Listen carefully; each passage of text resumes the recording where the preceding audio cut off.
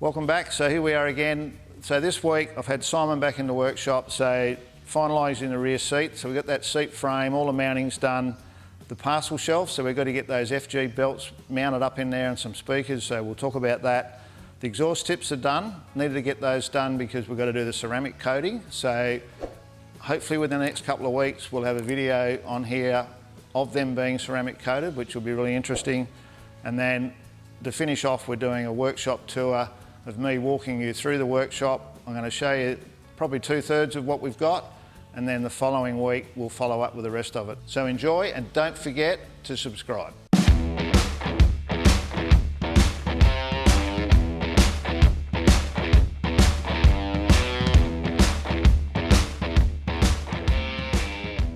Righto, so we've got Simon back today, so I just wanted to go through with Simon, get him to explain what we're doing. Simon normally comes over, try 1 day a week, 2 days a week.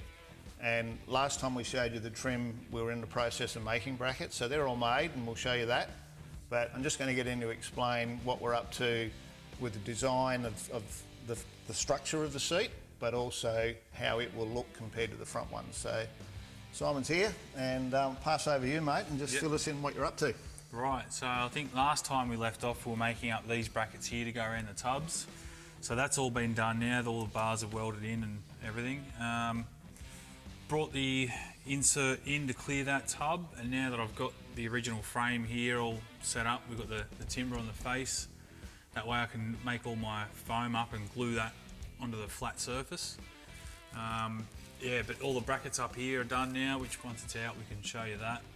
And yep, just started bringing the insert in here. And So people can understand that. So clearly the front seats have been modified, so now you're doing the back. So I see earlier today you're actually making profiles off the front ones, like a plastic profile of that to be able to transfer. So just explain what you were doing with that.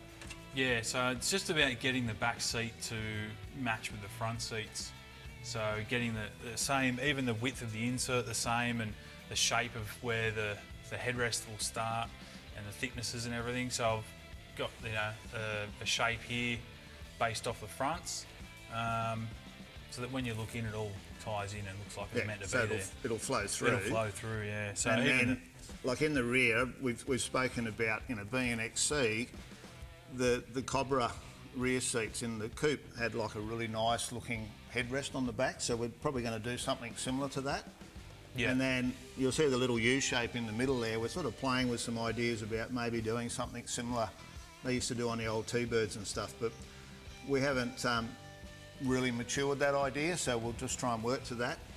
And then what's sitting on the back here is the FG parcel shelf, and what we need to do is incorporate those seat belts into that rear shelf and some speakers. So that's been trimmed down off the FG. We won't use that, I don't think, as the structure, but it gives Simon an idea what to work with from a design point of view. So I don't know whether you've thought too much about what your plans are with that.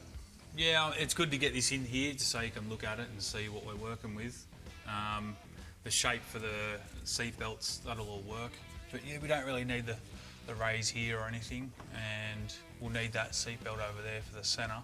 Yeah, so we've got the 3 retractors out of the FG that have been mounted. So the centre was the brake light, so we'll get rid of that. And then we've got some nice splits to go in the rear for the sound system. So this frame now has got the steel behind it and the timber, and now we'll foam that up, to make it look right. And then you can see his bit of cardboard over the other side there. So that's working towards where that bolster will sit. And then when he pulls it out of the way in a minute, you'll see the bit of plastic behind it. That bit there's the XC plastic that we've cut the dummy pinch weld, I guess you'd call it, off of that. Yeah, so we'll run the pinch weld all the way around in one piece, and then that'll now enable Simon to trim from under the pinch weld over, so that there's no gaps or anything between the seat and the pinch weld, which will look good. This side comes out all right. Who'd want to be a trimmer? Eh? Oh, no.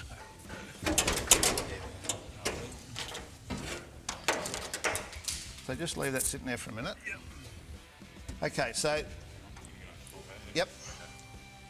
so this is the FG, so it'll just slide up underneath like that now, and then the front clips in as per standard, so that gets that out of the way. And if we turn that over, see here where we've made up some sheet to go onto the original, and that's just to get our front to come down nicely here and meet up with the carpet. Yeah. So that primarily is an FG base.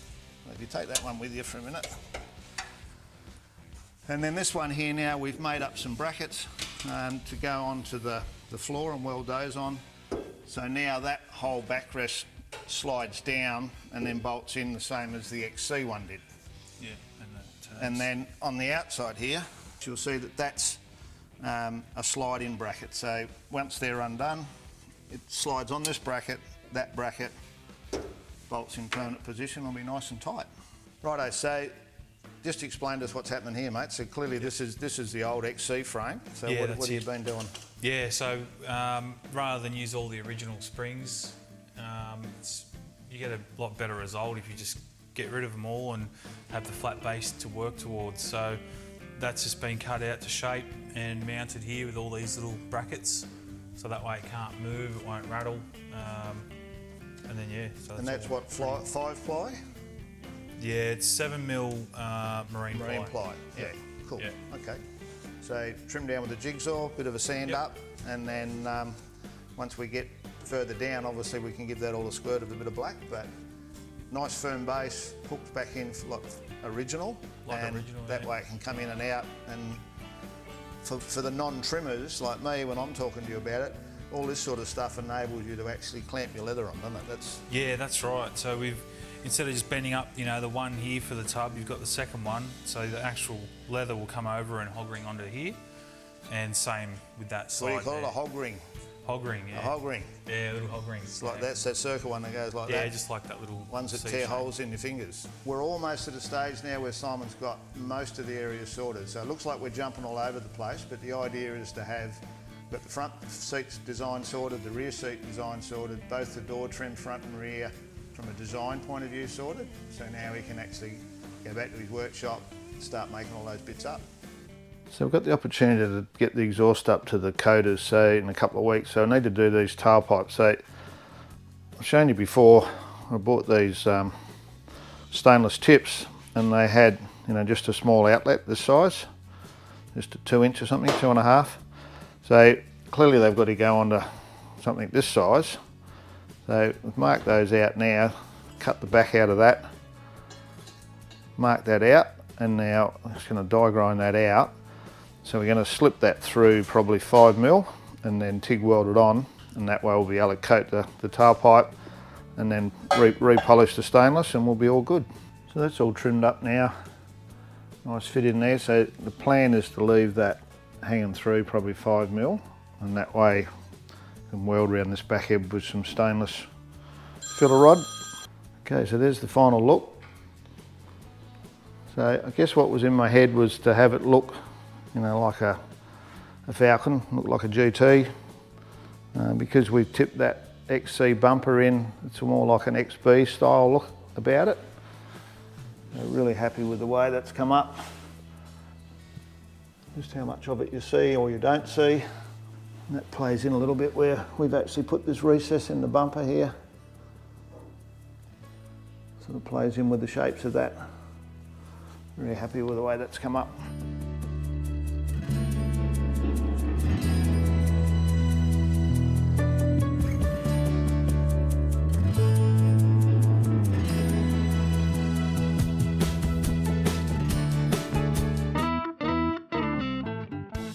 So I've had quite a lot of requests either through the messages about maybe a shop tour. So we thought this week we'd do that and make it part of Astill Design Extra. So I'm going to start here, work my way around, tell you a little bit about the place and how some of it came about. And sitting behind me is the old stereo. So music's super important for me to be able to build cars, and over the years it used to be CDs, probably was cassettes before that. So nowadays we're Spotify. So the old head unit here came from back in the day when we got it out of the Pioneer coupe. I did a deal with Pioneer and ended up with that. It was in the house and now it's in the shed, and the same with the speakers. So whole place is wired for sound and insulated and gyprock right through, so that makes it really comfortable.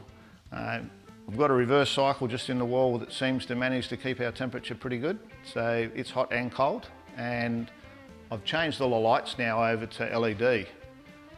Because there's so many and I tend to have them burning all the time, that's made a massive difference to our power bill as well. So that's that part of it. You know, a few little prezzies. Phil Kerjean sumped there off one of his little Chevys he's dropped the arse out of. This bench, it's been with me since 1990, I reckon. So when I was building the blue car, yeah, so 1990, we built that to go in the shed about 4 houses ago, and each time we move, it's gone with us. So the pegboard I find really good. Often people say, how come you got 6 of one spanner or whatever? It's because I'm ADHD and I leave them everywhere. I can just come back and get another one, so that helps. The big red toolbox was my dad's, so when Dad passed, it's more an ornament than anything else. It's a very nice Sid Chrome set, all intact, and I very, very rarely use it. And then my neighbour always tells me I've got builder's tools, but I've always used like Stanley screwdrivers and stuff, so I stay with that. And then nowadays I've gone to a stage where I've got a cupboard for just about all the different departments. So this one's my colour sanding and polishing cupboard. So you'll see in there there's a couple of polishers. The big one, just a cheapie, and then this little nice Mercer that's a lightweight but still runs the big pads, which is nice. And then all the different ranges of Abronets and Abralon, different polishing pads. And I've covered that in other things, but I keep that all in the one cupboard. That way I can find it when I need it. The old filing cabinet here, that's been around forever. There's all sorts of stuff in there. If I've got a sticker or something, I collect all those. So I've got a million stickers, workshop manuals, bit of memorabilia. I was digging through here early and had a little look. There's things like that from Summernats 5, from Chick. And then when I moved over here, so 15 years ago, I bought these at an auction. So they were quite cheap at the time. It's nice to have good cupboards. So, you know, all our consumables, plastic ties, tapes. Most of these tools are the ones I don't use on a regular basis. And then the next one is nuts, bolts, screws, yeah, just a range of everything. And then all our plastic bags, you know, when we're pulling cars apart. And then this is a good one. That's full of screws, you know, when you can't find a screw and you need one. And then moving around this way, so you see the speakers there, that was that same stereo that's been around forever, so they moved out here a couple of years ago, and I like my nice clear sound. Trolley jack, and then down this side is the metalworking. When I moved here from Broken Hill, I had very little of that sort of stuff. This one was only probably for just after tailspin, so probably 4 or 5 years ago. And then we've got a punch, which doesn't get used that much, probably not quite worth spending the money, but it's handy. So it has different size punches. You can punch the 1 mil. This is probably the best tool of all these two, shrinker stretcher. So for those that are doing rust work, you can fold up a bit of 1 mil like that and then take it in whatever direction you want by stretching the metal or shrinking the metal. So that's a great tool. Little baby guillotine. It's really good when you're working with that lightweight metal. Nice clean cut. Really simple, really quick. And then I just added the little bench to it. So we made the bases for these just out of some square tube. Painted them in the blue, of course. Most things here are blue. And then this was a fairly recent purchase when I bought the English wheel. Lots of dollies and things, quite handy. The hammers and stuff I've ground down to suit what I want to do with them. And the leather bags are a godsend. So I've only been on those for probably 5 or 6 years now. The 3-in-1, this is the bottom of the range, I guess. So it's 1 metre wide. It's got the rollers, guillotine and folder. Does everything we need, but I mean, you can go up from there and spend more money and get more, but for what we do, it's more than enough. Got the air on the roller that goes all out through the shed. And then moving into here, this is what I call my dirty room. So this one's, the shed's a bit of an oddball size, so it was an ideal corner to utilise for the linishing and grinding. This little baby here is good. You need plenty of air to be able to run it. and we run the air through the dryer from the spray booth, and that way it works better, otherwise it gets too much moisture in it. So we run either garnet or glass bead depending on what we're doing, but it's a good tool. And then we've got the two linishes, or the two grinders set up. So one is a linisher, and we traditionally use, the grits and quite a lot of different Scotch-Brites.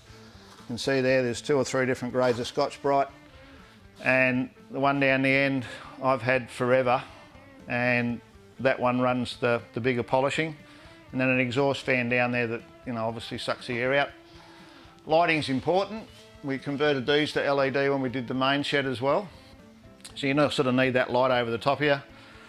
The bench was a donation when I moved over here, and it's probably not the best, but it's been doing the job for about 13 years and really needs a nice new top to go on it, but it does the trick. And then all the buckets in the corner, that's a range of, it's actually got caustic on the end, like caustic soda, and then I think the next one's a plain water, then we've got an acid, and then the other 2 dips we use when we do some zinc plating. So I bought one of those little internet-based zinc plating kits, which we do very small amounts of when we need to, but it's really handy if you're short a couple of bolts in a build and you need to be able to do it. And then under the bench, obviously, all the leftovers when you're looking for a bit of steel. And then this one has a big sliding door that comes over, that keeps all the rubbish in there. So if the car's at a point where it's nice and shiny and you're almost finished, you can go in there and grind something, polish something, and keep all the rubbish out of the way. Righto, so moving along from there then, these get parked here normally, they're all on wheels. So we've got MIG, TIG, and the dustless sand machine, which is really good. So I'll just move that one out the way, but just to let you know, so these trolleys you might have seen around look a bit flashed. When they built the new hospital in Broken Hill, they had an auction, and I went to the auction and bought those for like $50 each, which have been really, really good. So probably out of the operating theatre or something. So that's those. This fella here, the MIG, that was my dad's, and I reckon that came out when MIGs first come out. So I don't know how old that would be, but it's got to be like early 80s, mid 80s. Still going strong, love it. It's just a nice welder. The TIG welder I bought when I moved over here, which is like 13 years, 14 years ago. And I didn't use it a lot until I did tailspin. And then with all of the body work I did on tailspin, I really needed to do it. So now I love it. And I basically do all of my welding with the TIG where I can. And MIG's really about when I can't use this, I'll go over to the MIG. So I've talked about this one, but I'll just move it out the way. We've had a session on that before. So that's the vacuum. And you'll see more of that in the coming weeks with the filler. And then in the back corner here, it's our safety stuff, goggles, glasses, head covers. And a lot of people ask about my spot welder. So that's the spot welder that I use. And it's got quite a few different arms that go on it. And then all of these boxes are various things, hole punches, nut inserts, polishing. And then you'll see up here, the plastics I use for doing the exhaust, for making the extractors, the nut inserts, the pin dents, the hot staples. It just keeps growing. Another polishing machine in that one. The good old slide hammer's been around for probably 35 years. So I just keep adding all the time, and if I see something cool on the net or on eBay, I'll have a bit of a dabble and a try. And then I was fortunate enough we were involved in a family business that was car related, and I've got some sort of stuff that was around, like flaring tools that are good quality, that I don't use a lot, but pretty much when I need to do something, I've got what I need. Tap and dies, all those sorts of things.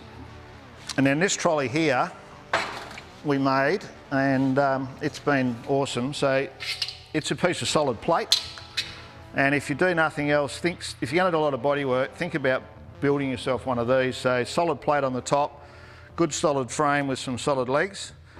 And then I've made it up to take all these dollies, because I was lucky enough that my dad was a tank maker, and all of these dollies come with the frame over there. So I've made a stand, so all the dollies now fit on there, and it's surprising how we use it, but we use this top plate, to bend edges on, and if you're looking to hammer something out, it's just a great piece. And that pretty much goes hand in hand with the one over the other side there. And that's a cast iron one that I dragged all the way from Broken Hill that my dad said to me, you need to take that with you. So I did what I was told as usual and brought it over here, and I've still got it. So that sort of covers this area. Next week, we're running out of time, so next week I'll cover my toolboxes and hammers and those sorts of things in next week's edition.